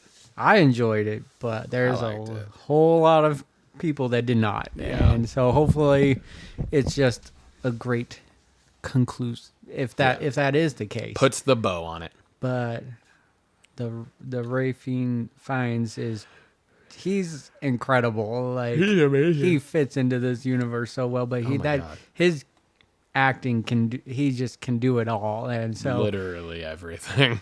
It just looks intense, and I like the voiceover thing they did again for this trailer, similar to what they did for 28 years later. Yeah. Wasn't as anxiety inducing as that one, but it still fits, and I like how they've been doing that. Yeah. So I'm really excited for this. Same. Next up, we have Die My Love. The trailer for this. The synopsis is a hopeful, young, and loving couple move from New York to an inherited house in the country. Grace tries to find her identity with a new baby in the isolated environment. Yet, as she begins to unravel, it's not in the weakness, but imagination, strength, and a stunning, untamed I hate this word. Vivacity. Thank you. Vivacity. Vivacity, whatever it is, that she discovers herself anew. The cast of this is Jennifer Lawrence, Robert Pattinson. It's either Lakeith or Lakeith. Lakeith Stanfield? Yeah. Is that what it is? Yeah. For sure. Okay, thank you. I'd never know. Sissy Spacek and Nick Nolte.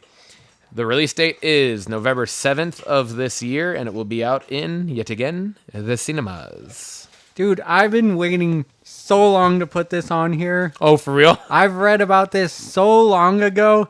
Like, I kept on saying, in the early works, but no trailer. I saw it. I've kind of been following it along the same lines as that, too, where I'm like, I keep seeing that, like, oh, Jennifer Lawrence and Robert Pattinson are in this dramatic, romantic type of role, but I didn't really see a whole lot of info about it ever, and I kept seeing things, just little info bits pop up, and I finally saw it, and I was like, fuck yeah.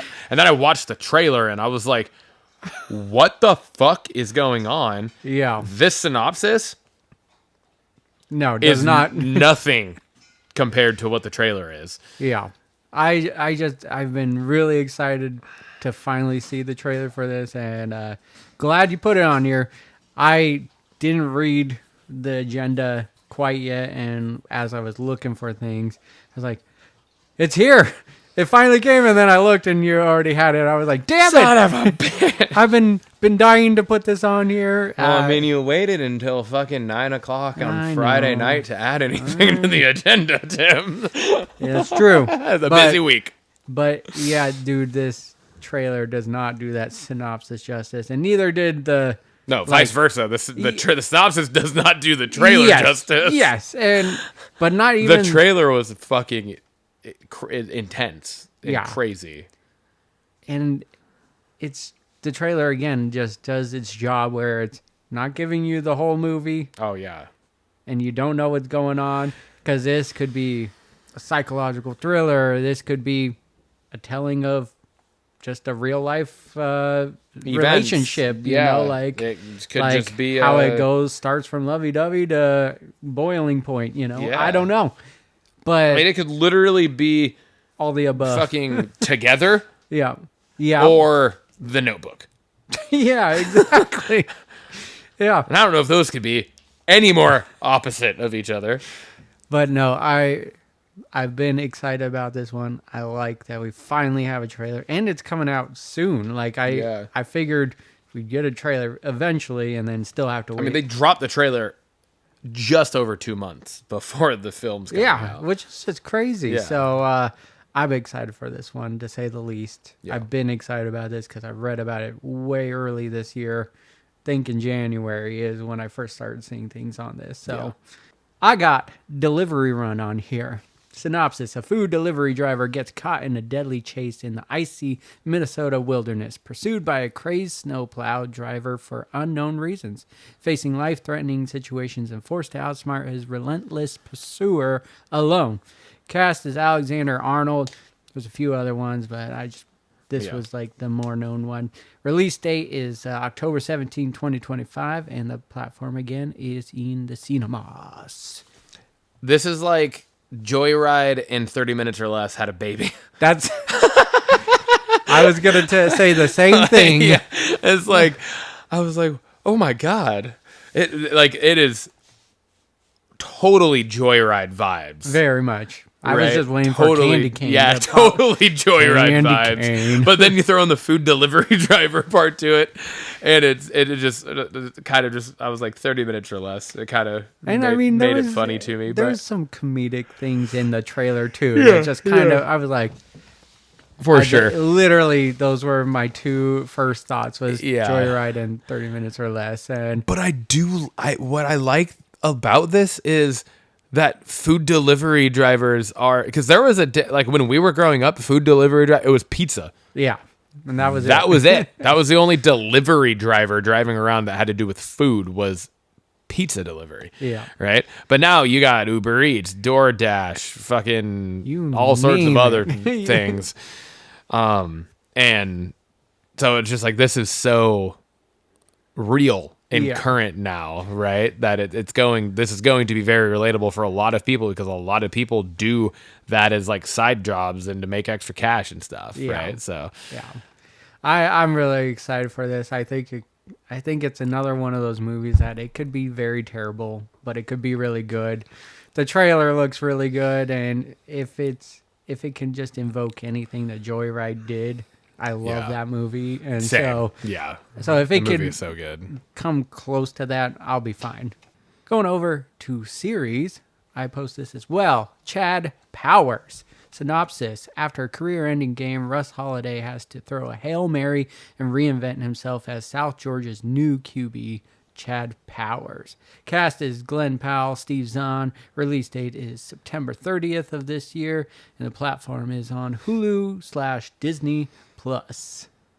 Dude, this trailer is great. It's Mrs. Doubtfire meets football. Yes, and I love that that it is a show that is based off of Eli Manning doing just like some goofy skit. Yeah. Right. It was just like some goofy bit that he did where he actually did this, and I believe the character's name he used was Chad Powers, and where he like actually went in all this prosthetic makeup and went to just like some walk-on in college or something, and it's fucking Eli Manning. He's a Hall of Fame or will be a Hall of Fame quarterback, and fucking 2-time Super Bowl winner. He just fucking goes out and slinging the ball. People are like, what the fuck is going on right now? What is this fucking goober? And then they're fucking using that and turning it into a full fucking series. Yeah. Which is, I didn't realize it was a series. I didn't realize it either. Because you put it under the movies on the agenda. I put it on the right section here. Yes, you did. That's why I was like, when you went to series, I was like, wait, there's a series on here? I was like, what happened? But yeah, no, it's a series which I thought was interesting. The trailer looks like a movie. It feels like a movie. Yes, it does. But then it says series. So Yeah. Cool. I'm here for it. I love Glenn Powell. I fucking love Steve Zahn. Me too. He's too good. So I love that. Was it towards the end of the trailer? It's like the shower. bathroom, the showers. The showers. He's like, I would love nothing more than to be in there, but I just can't. I know you would love nothing more than that too. And he's like, I know you wish you could be in there too. And Steve's like, I don't wish that. In classic Steve Zahn fucking like it reminded me so much of National Security. Yes. You know, he's like bent over. He's like, I don't wish that. Oh god, yeah. It's that. I feel like that's going to be a really fucking funny comedic back and forth between those two. We got Fred. Yes, we do. What is the news? Tell me, Ron. Got 2 things on here that I put on. Got a little bit of an update to the Scrubs reboot we covered a couple months ago now. Along with JD, Turk, and Elliot all returning. We also are getting Carla back, which wouldn't have been right without, right? But I think most importantly, Dr. Cox is back as well. All 5 of them will be returning. To what extent, I do not know. There's very little information about what this is, outside of the fact that what I read was essentially JD and Turk are re-teaming at Sacred Heart again after not scrubbing up together for a long time. And there's new interns and there's new this and new that, but the bromance hasn't changed. That's essentially the summary of what I read about it. So, I mean, not even in commercials can they separate. They're I in know. like the T-Mobile commercials too. And I love those. The one with Jason Momoa. Yeah. It's just too fucking good. I'm so excited for this. I love the original run of the show. The like follow-up season, I think just one season was okay, but I think they could really nail this. Yeah. I didn't know Carla was coming back, but I just Yeah. before looking at your thing, I saw Dr. Cox is back, and I Yeah. was like, it wouldn't be a show without him. Yeah, So all 5 of them, like those Yeah, are no, the 5 you definitely need, and I hope that you get more. Like I hope Janitor's back. I hope Kelso.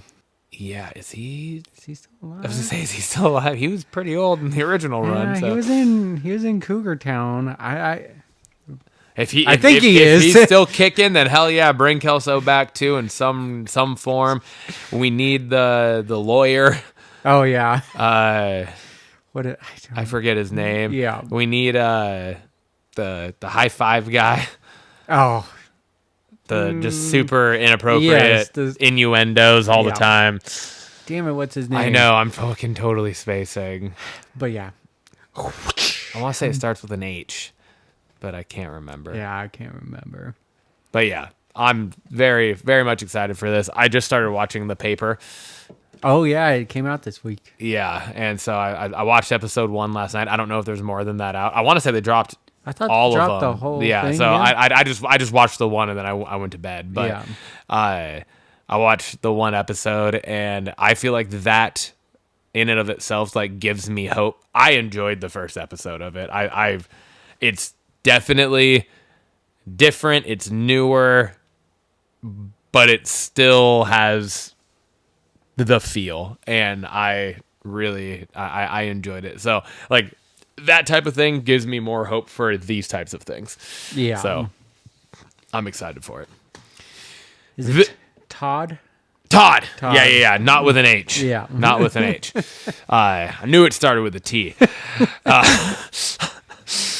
Next talking point. I just thought this was kind of interesting. Apparently, reportedly, Channing Tatum's Gambit, and this is from Channing Tatum himself, will not have as thick of a Cajun accent as he in Doomsday as he did in Deadpool and Wolverine. Because it was I didn't put the whole fucking thing on here, so I'm just not going to be verbatim, but it's just kind of a summary of what he had said in the interview was that the Russo brothers want the fun, like want funny parts, but they also like want like the serious moments and the drama and stuff too. Yeah.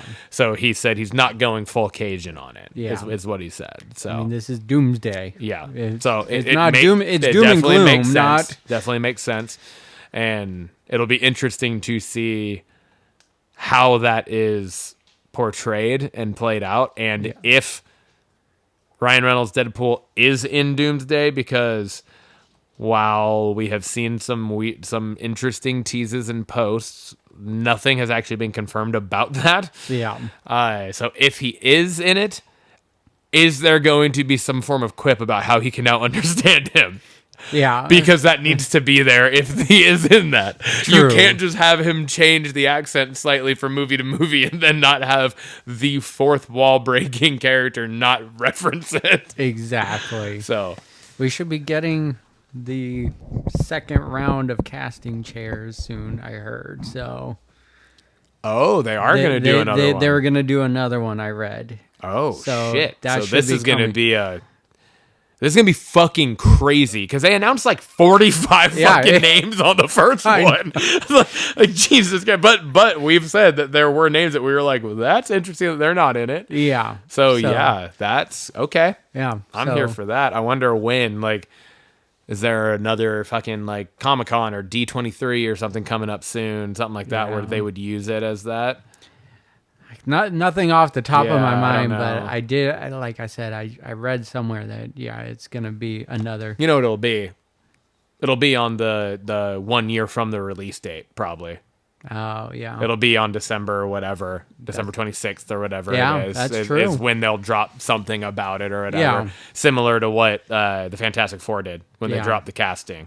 Yeah. Right. Well, I guess it wasn't a year before. They dropped But- it on Valentine's Day, but still they like Yeah. dropped it on like a special date of something. Right. So it'll be like on Christmas and it'll be, hey, here's your New Christmas Year's, gift. Yeah. Right? Oh, yeah. Here's your Christmas gift. Yeah. A year and a day away from it premiering. I like that. That type of thing. I think like, that's cool. yeah. That's Because I a- want to say it's the 26th next year. It think is right. It's something in that. there. I know it's in December for sure. So, special segment of the week this week. We got Toasted or Trash again. This is where I assign Tim a movie, Tim assigns me a movie and or show, I guess. We haven't really done a show, have we? We did a show. We did do a show. Yeah. Okay. Oh, yeah, because that was where... You gave me the 100, and I gave you me Prison Break. Yeah, that's right. Anyways, we give each other a project of some form, and we watch it respectively, and then we talk about it on the show, and we try to decide if the other person thought it was toasted or trash or not. Yes, indeed. Had you seen The Watchers before? No, these are both first watches for me. Same. Yeah. Both first watches for me as well. So, both shows we talked about yeah, on the show, so true. Yeah. I like it. Oh, coming back full circle. Look at that. Yeah. It's beautiful. Timmy, I gave you Death of a Unicorn. What'd you think? I actually really enjoyed this movie. Yeah. I thought maybe at first it was moving a little slow, but Paul Rudd and Jenna Ortega are just, they had a great chemistry on screen. And fucking Will Poulter. Yeah. And just, the cast was great in this. And I think if you didn't cast these people, this movie would be a totally different thing. Yeah. But with that being said, with this cast, it was, I thought, really, really well done. It was campy. It was not what I was expecting it to be, but also what I was expecting it to be. And I thought it was just a fun one. The later half of the movie definitely picks up, and you're just like, let's go, and stuff. Yeah. And it had crazy moments. One of the coolest scenes was in the hallway with like the shadow of the unicorn walking towards the room, and then all of a sudden it was there. Well done. Yeah. But I really enjoyed this one. Like when he was peeking through the door, is that the part where like the lights were flickering? Yeah. You saw his silhouette, and then all of a sudden it was just the fucking... Yeah. Yeah. I really enjoyed it. I thought it was toasted. I'm going to say you thought it was toasted as well. I did, yes. I definitely thought it was toasted. I've been waiting to watch this movie, and it finally, like, it was between Guns Up and this to do for Blockbusters last week. Yeah. And I went with Guns Up partly because I was like, I don't know if we'll watch that if I didn't pick it. Yeah. Where I was like, I know we're going to watch Death of a Unicorn, whether on our own or for something. Yeah. So then I was like, oh, toasted or trash? I was like, fuck it. I was like, I don't want to watch that movie anyways, so I'm going to give it to you too, because I don't think you'd seen it yet. So I was so excited to watch this. I thought the whole premise of this was absolutely fantastic and so unique. I've never seen a movie about a fucking unicorn before. So, and I thought just like the way that they tied everything together, because it's a fucking unicorn, it's a mythical creature, but then the way that they used the tapestries and the history of like all of these like mythical tellings and stuff, and like brought it into almost like this is like, these aren't just mythical tellings, this is like history. Yeah. You know, like I was like, holy shit, that was such a cool way to fucking puzzle piece this whole fucking scenario together. And I don't know, I really liked it. I liked and oddly enough, Jenna Ortega, good little connection here.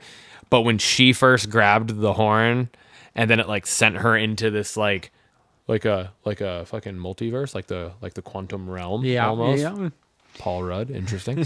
But it felt almost Beetlejuice-esque. Oh yeah. Right? Like where it was just like totally fake. Yeah. Right? Like, and it was like meant to be that though. You know what I Yes. mean? Where it was like you felt you weren't just like, oh, that's just terrible graphics. Like you could tell that it was like this was how it was meant to look. Yes. And that's really well done when it's done like that. Yeah. You know?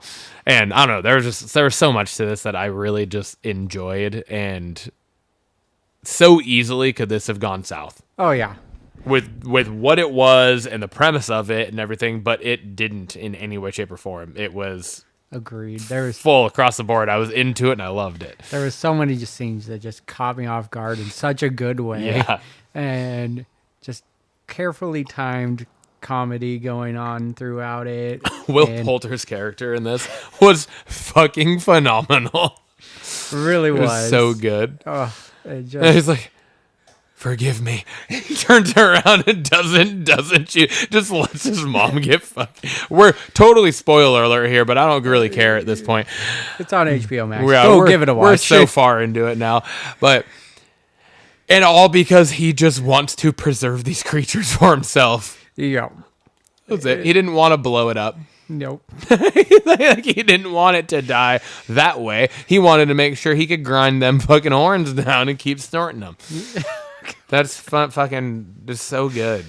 So wild. good. So wild, but so good. I really liked it. All right, Ryan. I gave you The Watchers, and this was a movie produced by M. Night Shyamalan, and it was directed by his daughter, right? Oh, okay. Yeah. Okay, I didn't know that. Yeah. What did you think of this? And you can be honest. I'm- We're in a safe place here. Yeah, I'm gonna be honest. It wasn't my favorite. I felt like there are a lot of movies already made that didn't do necessarily the best, that were very similar to this type of concept. They're out in woods where it's some weird fucking Twilight Zone aura thing happening where it's like you're running and you pass a sign and you keep running in one direction, but all of a sudden you come back to the same fucking sign, right? That type of thing. There's some weird fucking stick fucking statue The fairy. things. Yeah, Fairy yeah. skeleton. Yeah, sure, yeah. Like there's one movie specifically, I want to say it was like Mothra or it was something about moths or something that was not the same, but it had similar things that I also didn't really care for at one point. It also reminded me of this other movie that I unfortunately saw one time that had to do with like trolls in Ireland or something. And it was like these buddies. It was like this group of hikers. They were buddies that were hiking, and shit went to hell, like you can expect. Sounds like a riveting movie. There. Yeah, it wasn't. It wasn't. And this one just didn't really do it for me. I will give them towards the end. I didn't expect that. I didn't. I did think there was something off with the old lady the whole time. Yeah. Like her acting. Yeah. It wasn't great, but I wasn't expecting the whole like her being one of the halfling type things. All of that. I did find it interesting that both movies we watched had to do with some form of tapestry and mythical creatures. Yeah, no, that was totally coincidental. Yeah, it's totally coincidental. But like where they use some form of tapestry and old imagery and history things that are like, oh, this isn't fake. These are real fucking things. Yeah. This is actually happening. And how they pieced it all together was that was kind of interesting. But I don't know. It wasn't. I found myself somewhat bored or annoyed, I think, throughout it. Outside of a couple of moments. Yeah. A couple of moments where I was like when she went down into the hole. That part I was like, get the fuck out. Get the fuck out. What the fuck are you doing? Get the fuck out. Yeah. Why are you? Get the fuck out. Get the fuck out. What are we doing? That type of thing. Yeah. Where that one had me a little bit more gripped into that, but it was just like little moments like that. And I don't know, other parts of it, I was just kind of like, what are we doing? I don't know. For me, I'm chalking it up as trash. I would not watch it again. I'm gonna say you thought it was actually toasted, though. I feel like you may have... You have a different taste when it comes to horror movies than I do. So I feel like this one might have actually pleased you slightly. It did not. Oh, okay. We're on the same page here. I thought it was trash as well. It's not a like strong trash, but it's going in the trash pile. Yeah. And I agree with that. I wouldn't. It wasn't a dumpster fire. No. There were definitely moments in it where I was like, I think the idea was there. It just didn't. I don't know. It just there was. I didn't even say the number one thing that bothered me the most. Okay, what was it? How many fucking close-up shots of Dakota Fanning's face Oh, yeah. that like or like only part way on her face while she was running. Yeah. Just like, why are we doing this? What is happening? And then there was like, again, we had all these fucking flashbacks. We're coming back to fucking Blockbusted. There's these movies that had all these flashbacks. And I don't know. I was just like, her car breaks down. And then her first fucking instinct is to A, grab her bird cage. And then B, That was annoying. just start mindlessly walking through the fucking woods Why wouldn't you go backtracking? on the road. Yeah. Like she literally was just like, and started walking. Like, what? And then the fucking bird thing. Yeah. All of a sudden, this bird has just fucking been there in this cage. We haven't seen any glimpse, any sort of indication that this bird even knows how to fly. First off, right? He's a bird, so you assume. But still, he's been in a cage this whole time on this little fucking thing that he's just sitting on. And then right at the end of the fucking movie, she releases it. He goes, "We're going to follow you." And then the bird just stays low and fucking perfectly guides them out. Yeah. Had made no fucking sense. Yeah. So dumb. I think maybe if they wrapped up the movie in the woods, maybe it would have been a little better. I don't know. Not much better, but See, and to me, I like the ending twist. part is actually what for me was like, okay, it's not a total loss. Yeah. Right? The fact that they like got back to the land and then that's where she really put things together and everything. But then also, no, you know what? Now that I'm double thinking it, I don't like it because, I mean, I already didn't, but she knew, the old lady knew, obviously, that the creature, I guess, the fairy knew that they were embodying the dead wife of the doctor or the professor, right? No, she was embodying. The fairy was impersonating the dead wife of the professor. Yeah. So the fairy knew that, right? They knew who that person that they were embodying was. Yeah. Because the professor tried to bring her back through that. And then they said, as they were all on the bus together, Dakota Fanning was like, "I'll go to the university tomorrow, and I'll do what he asked." Yeah. So the fairy didn't think like, "Oh, she might find some shit." Well, yeah. Wouldn't you have thought that the fairy would have been like, nope, I gotta kill you now, type of thing, That's true. and just end it? Like you both need to die Yeah. now, or like why didn't she just do it on the boat, and then she just comes out clean, and then no one would have been any wiser? Why'd she let them live? It makes no sense. Yeah. But then try to kill at the end. Like, Yeah. Yeah. Didn't make any Weird. sense. No, So- yeah. I didn't even think about that part, but no. Anyways. It was just, I think it tried to be more than it was, and maybe, I don't know.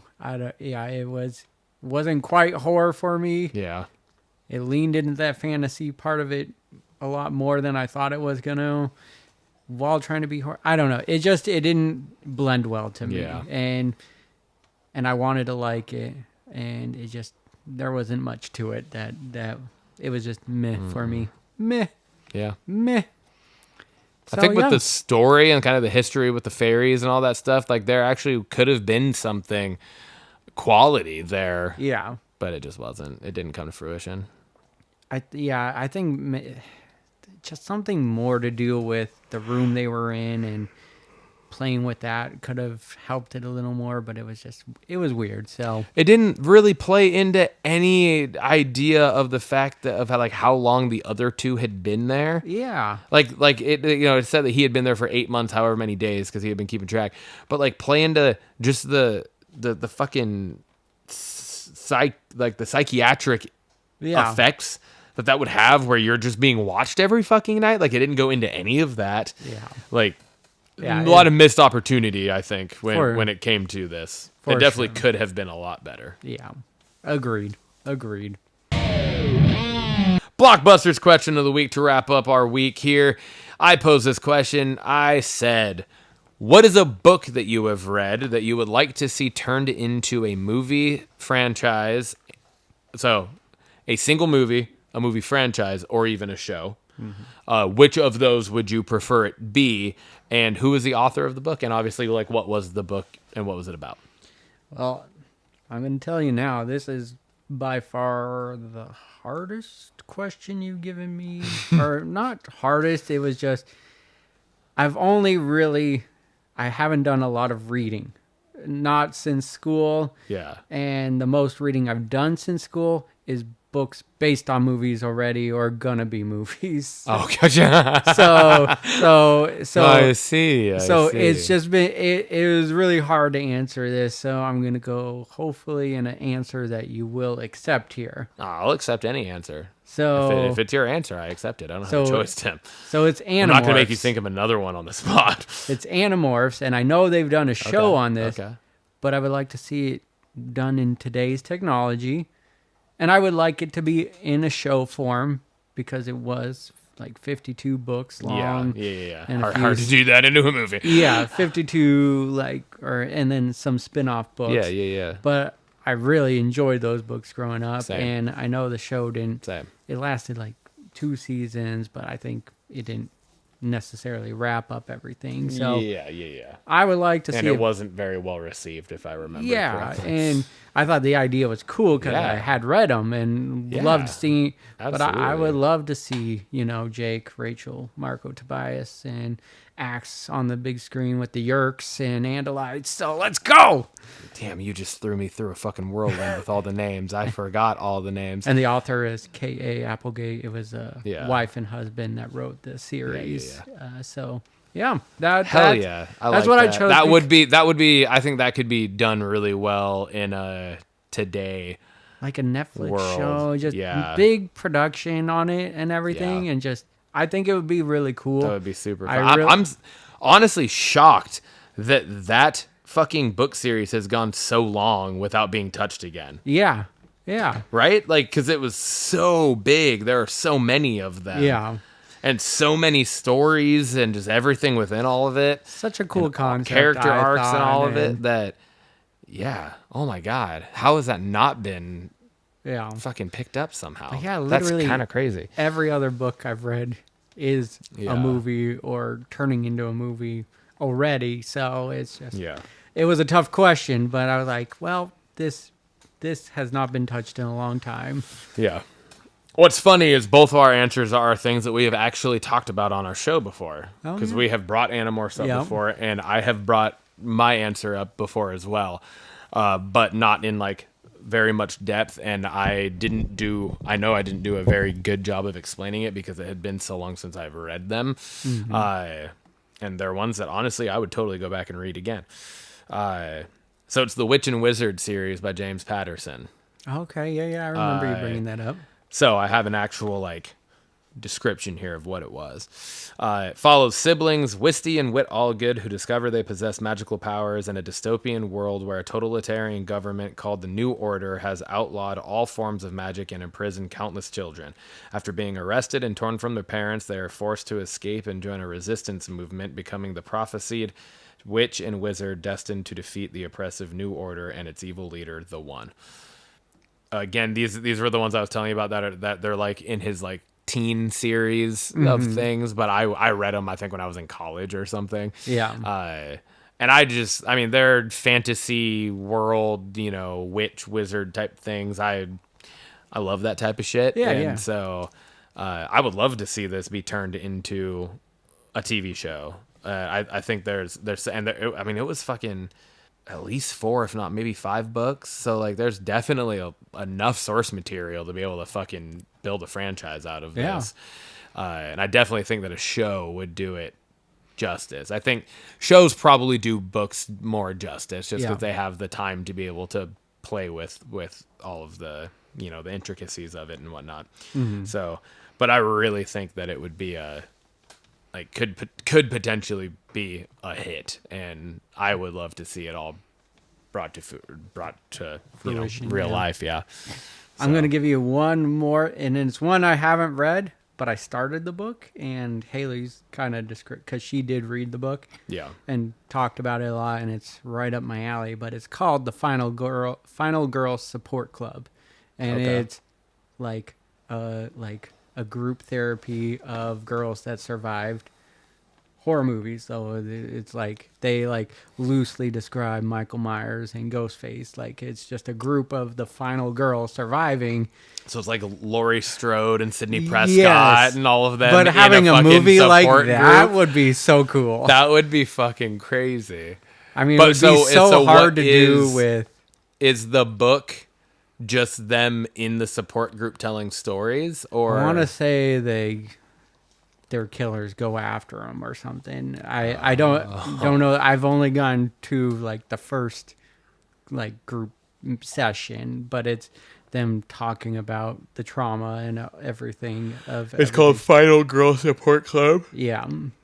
That's interesting. And is it actually like It's not because they can't use the they names can't of use the the actual names, but they like characters. describe them pretty well. Where you're like, oh, I wonder that's how they get away with that.